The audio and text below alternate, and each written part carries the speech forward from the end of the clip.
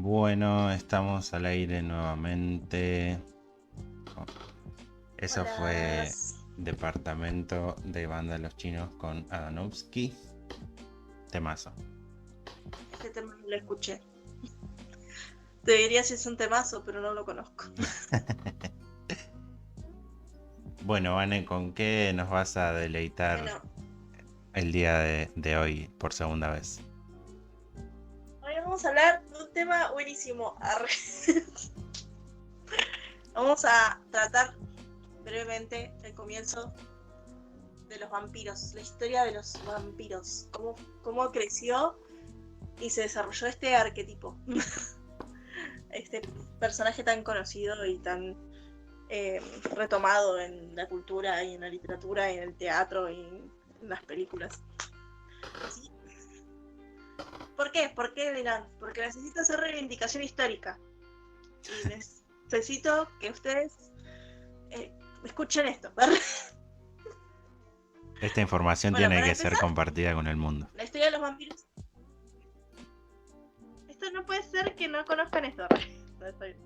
Eh, para empezar, la figura del vampiro en sí no aparece primero en la literatura ni nada así, sino que es eh, parte del folclore de muchos países del este de Europa, y también aparecen en otras culturas a lo largo de todo el mundo. Si nosotros tomamos como vampiro la definición de criatura que bebe sangre y se alimenta de alguna manera de la esencia de otros seres vivos para mantenerse activo, ¿no? Para poder crecer. Esta figura aparece por todos lados, por todo el mundo, en leyendas y folclores muy antiguos. Incluso los griegos tienen su versión de los vampiros, Wow. en los mitos griegos. Así que hay un montón de donde agarrar. Pero sobre todo se localiza la criatura esta en el este de Europa, ¿no? ¿Por qué? ¿Cómo es que empieza todos estos rumores sobre vampiros? Bueno, se le asocia mucho al hecho de que la gente profanaba tumbas y empezaron a malentender algo que sucedía, que es que cuando profanaban una tumba se encontraban eventualmente un cuerpo con los dientes más salidos y a veces hasta con sangre que le salía de la boca o de la nariz. Todo esto tiene una explicación científica. Todos nos volvemos vampiros cuando morimos, ¿verdad? eh, por, no sé, cosas como cómo se retrae la piel, qué sé yo. Pero la gente de ese tiempo tenía mucha más imaginación que los científicos, ¿verdad? Entonces dijeron, esto es una criatura sobrenatural que está arruinando cómo se comporta mi ganado y está arruinando todo. Y va a venir por mí en la noche y me va a absorber el alma a través de mi sangre. Esa es la explicación completamente lógica a la que llegaron. Tiene mucho sentido. Entonces empieza a correr rumores de vampiros y hay como varios documentos en donde la gente habla sobre cómo se sacó la tumba de alguien y se encontró un vampiro, un cuerpo que estaba completamente sano pero sangraba y cosas así. A lo largo del 1700 hay como un montón de documentos que hablan como vampiros campesinos que se daban en el campo y que generalmente se asociaban con que te arruinaban el ganado y cosas así. eh,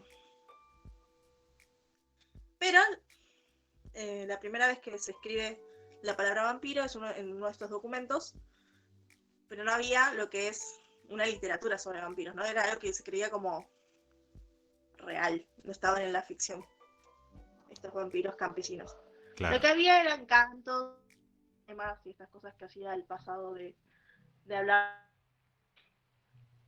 Hasta que en un momento se salta de este arquetipo de vampiro campesino a un arquetipo que es más parecido a lo que nosotros consumimos como vampiros en la actualidad, que es el vampiro aristócrata, no sé si es aristócrata, Burgués.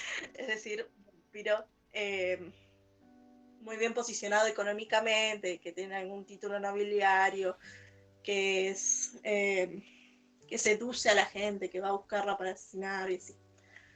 ¿Cómo aparece este vampiro aristócrata? Bueno, el primer relato corto que se conoce es el vampiro de Polidori, que retoma todas estas leyendas y cosas que giraban en el campo y crea su propia versión, ¿no? En 1819.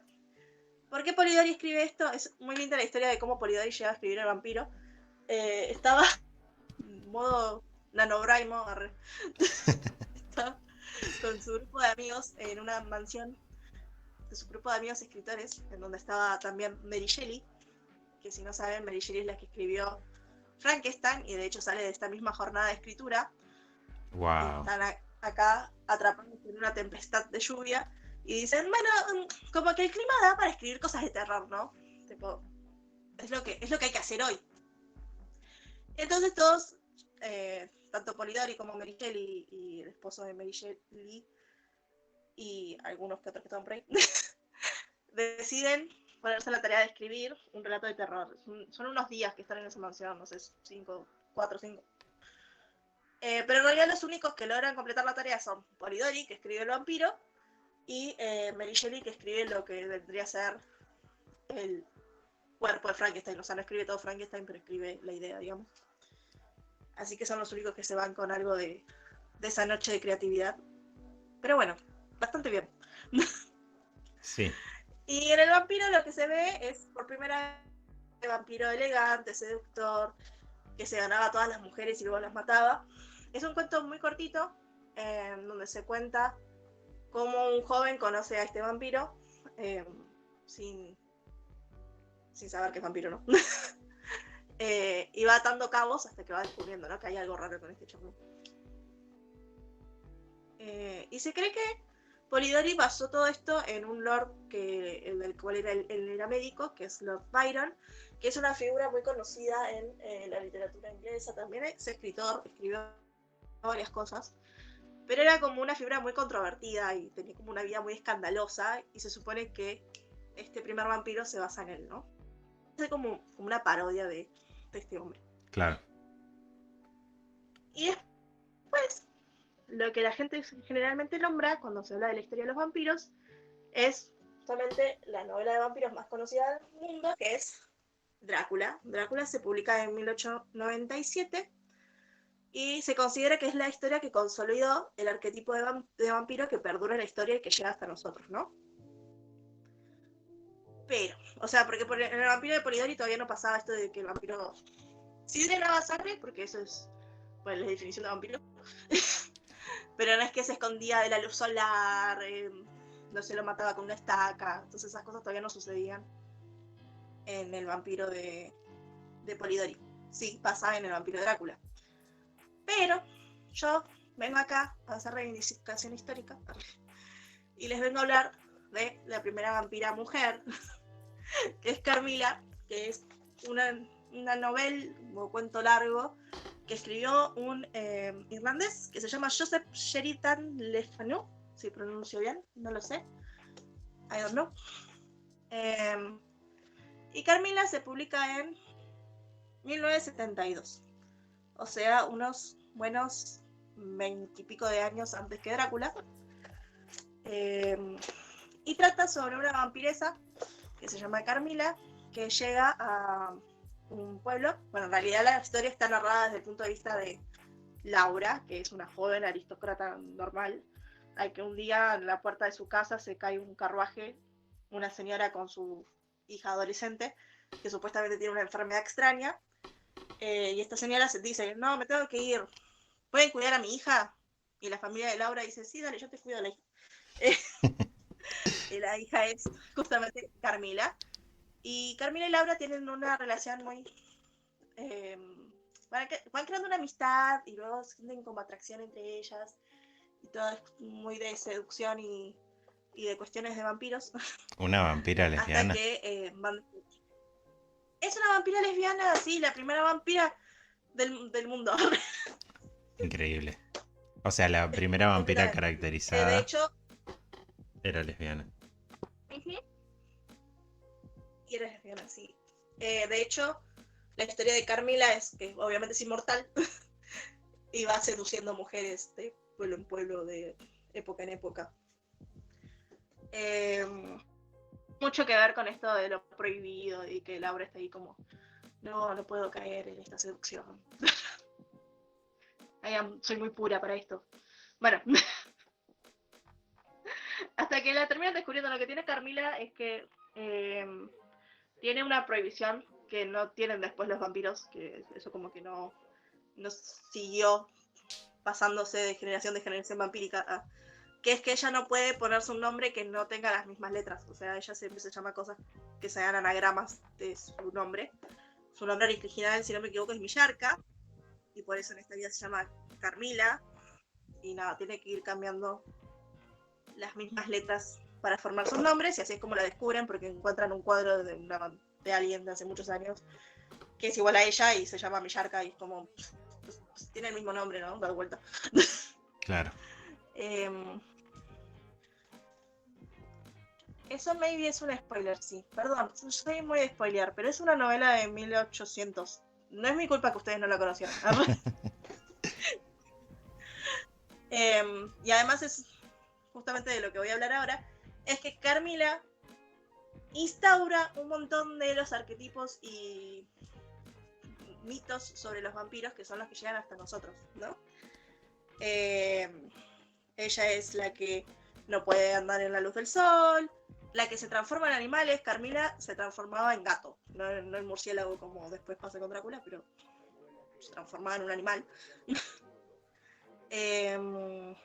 También tiene esto de que hay continuamente confusiones entre lo que es el sueño y lo que es la realidad. Lo de las mordeduras en el cuello o en el pecho, la primera vez que aparecen es en Carmila. Entonces, instaura un montón de cosas que después son retomadas, por ejemplo, en Drácula. ¡Wow! Casualidad. Los críticos literarios suelen creer que Bram Stoker de alguna manera conocía a Carmila, porque además tiene sentido que la conociera por dónde estaba siendo publicada Carmila y por dónde giraba. Y además por todas las cosas que Drácula retoma de Carmila.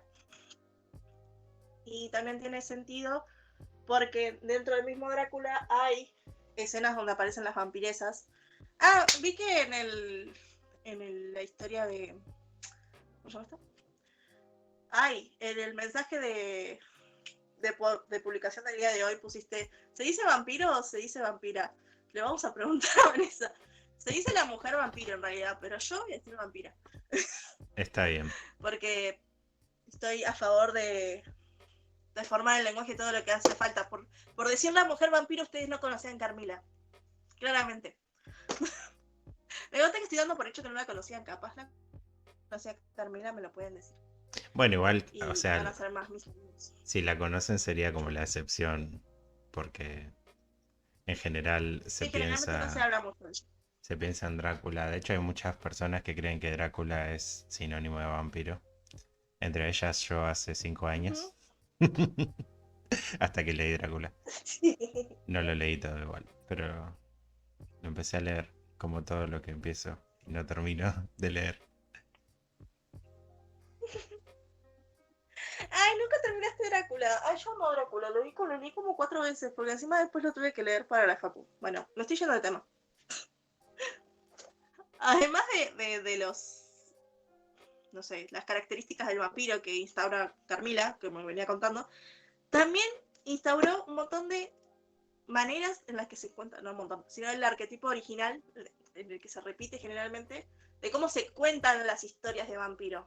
Esto de que sea a través de cartas o a través de la primera persona de la víctima, que sí a la estructura ataque, muerte, resurrección, casa, destrucción, esa estructura que es la misma que sigue Drácula y la misma de historias de vampiros, sale de Carmila.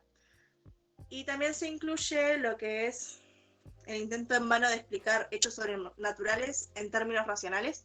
Es decir, los personajes de Carmila no dicen, Carmila es una vampira. No. No, sucede que pasó esta cuestión medio científica que hace que ella sea de esta manera. Eso también se toma de acá. Y no lo tengo anotado, pero... ¿cómo está? Ah, sí, acá está. Y también está este personaje del cazador de vampiros que tiene conocimiento sobre las criaturas y las tácticas. O sea, de golpe surge un personaje que ayuda a los protagonistas diciéndole, no, los vampiros se comportan de esta manera y tal manera. Se los mata plantándoles una... Ay, me sale daga, no es daga, estaca. Una estaca de madera, se los ahuyenta con el ajo, todas esas cosas. Este personaje del cazador que tiene información sobre los vampiros surge de Carmila y también después aparece en Drácula. Entonces, es todo. Carmila es todo. Es el... y nadie se lo reconoce. Pobre Carmila. Y nada, la historia de Carmila está basada supuestamente en una condesa que se llama Isabel Bathory, que es justamente de la cual Le Fanu toma estos mitos sobre ella porque se la creía que era una... Se le decía la condesa sangrienta y se creía que mataba doncellas. Entonces La Fanu se espera en ella y escribe Carmila y hace a la primera vampira lesbiana que se transforma en un gato. Yo la amo. No sé qué es. Además me encanta porque yo leí Carmila de muy chica, así que siempre pensé que era como famosa. Claro. Porque cuando yo leí Drácula, yo había leído Drácula y Frankenstein en la escuela secundaria y le fui a decir a mi profesora de literatura, como toda niña nerd literaria que siempre fui, le dije, me gusta esto, ¿me puedes recomendar algo más? Y la profe fue como, Carmila. Así que yo tengo dudas de que mi profe era lesbiana, porque después en la vida, en el único ámbito en el que encontré gente que es entre las lesbianas, la verdad. Puede ser, sí. Y tiene muy pocas adaptaciones y muy pocas... No se llevó mucho esta obra o los cómics. Hay, pero son muy pocas. Claramente no le hace juego a Drácula, nuestro enemigo del día de hoy. Me encanta cómo todas nuestras columnas terminan siendo LGBT. Independientemente de qué Igual estemos hablando. quiero hacer el disclaimer que a mí sí me gusta Drácula. Pero Sí. hoy estoy viendo esta performance de que tienen que leer Carmila. ¿Sí? Es como Porque que además, aunque siga la misma estructura que Carmila, la historia es muy diferente. es como que estamos a favor de Drácula, no estamos a favor de que la gente haya tomado a Drácula como el vampiro canónico habiendo una Drácula anterior. O una vampira anterior. Exacto. Me gusta que hayamos obviado igual al vampiro de Polidori. O sea, la primera es... ¿Qué pasó? Igual el... Cuestión. Bueno, esto terminando con Carmila. Buscando info para el día de hoy encontré que existe una serie de YouTube de Carmila. Y necesito que la vean, aunque todavía no la terminé y no sé si termina bien. Y no está del todo bien adaptada, pero me encanta porque... No sé si alguna vez viste... no creo que no viste. Hay una serie de YouTube de Orgullo y Prejuicio que se llama El diario de Lizzie, bueno, en inglés, de No la Lizzie vi. Diaries, algo así. Bueno, en el que Elizabeth es youtuber y está grabando sus vlogs diarios y ella va contando lo que le pasa día a día en su vida y así cuenta el Orgullo y Prejuicio. Bueno, esta serie de Carmila hace lo mismo, pero no lo hace tan bien como la de Lizzie, porque como que esta chica deja la cámara prendida todo el día, entonces se graba todo lo que sucede en la habitación. Lo que es raro, nadie tiene tanto metraje en su cámara, ni tanta batería en su cámara, pero bueno, decidieron contarlo así. Y es Carmila en la actualidad, es una chica que vive en un edificio de universidad, donde tienen que compartir cuarto, está en inglés. Y su compañera de cuarto desaparece y le implantan otra compañera de cuarto que es Carmila. Y bueno, es una adaptación. Está buena, estuve viéndola y está bastante divertida. O sea, no cuenta la misma historia que Carmila, pero es una... Y bueno, para terminar esto de la historia de los vampiros en sí, y ya suelto a Carmila un rato, yo les había contado que habíamos pasado del arquetipo de vampiro campesino, que es este que encontraban en las tumbas de los campos y arruinaban los ganados, al arquetipo este de vampiro aristócrata, que seduce a la gente y es muy hermoso y lo persiguen y no puede salir a la luz del sol. Bueno, después nosotros tenemos un paso de ese arquetipo de vampiro aristócrata al arquetipo de vampiro superhéroe, que vendría a ser el que se usa más. Bueno, no sé si se usa más. Ahora como que convive el aristócrata con el superhéroe. Pero bueno, el superhéroe sería más o menos el vampiro que encontramos en Crepúsculo, que es un vampiro que tiene algún nivel de pensamiento moral, porque generalmente los vampiros eran muy inmorales, justamente no siguen ninguna ley más que su hambre y seducción. Así que nada, se construye este vampiro más moderno que tiene las limitaciones de los vampiros o no. El de Crepúsculo, por ejemplo, brilla y no se quema con el sol, pero tiene alguna especie de limitación por el sol. Pero tienen este lado como más humano y más abordable, digamos, como que la protagonista los puede guiar sin terminar muriendo, como en todas las historias de vampiros. Claro. Es más Y amigable. podría ser parecido a los que encontrás en Buffy. Sí, es más amigable. Antes que Crepúsculo estuvo Buffy. Buffy la casa vampiras. Eso también tienen que verlo porque es lo mejor. ¿Está bueno o es como Crepúsculo? No, Buffy no tiene nada que ver con Crepúsculo. Ah, bueno, genial. No, Buffy no. Es las primeras temporadas es orientado a adolescentes, Buffy, ¿no?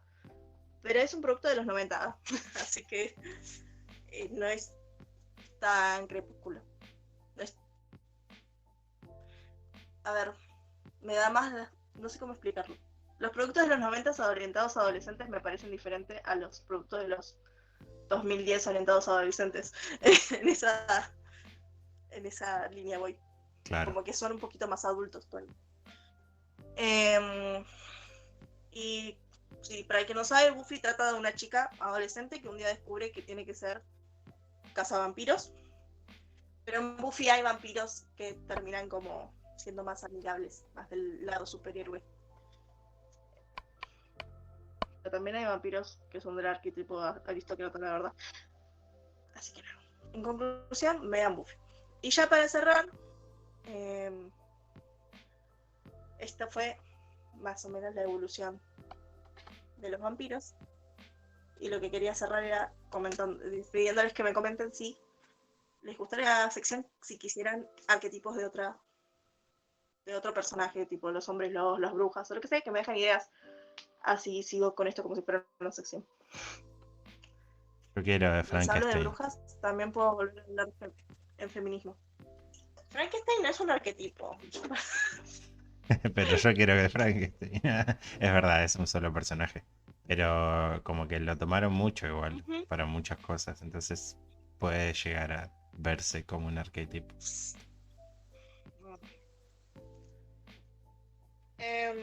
Si no, podemos hacer encuesta en Instagram también. No. Tiene muchas adaptaciones, pero no es un arquetipo. No me hicieron más monstruos basados en cuerpos humanos. ¿Cómo que no? Después Frankenstein, tipo está la novia de Frankenstein. Oh, Hace tu sección Frankenstein secreto. ¿Leíste Frankenstein?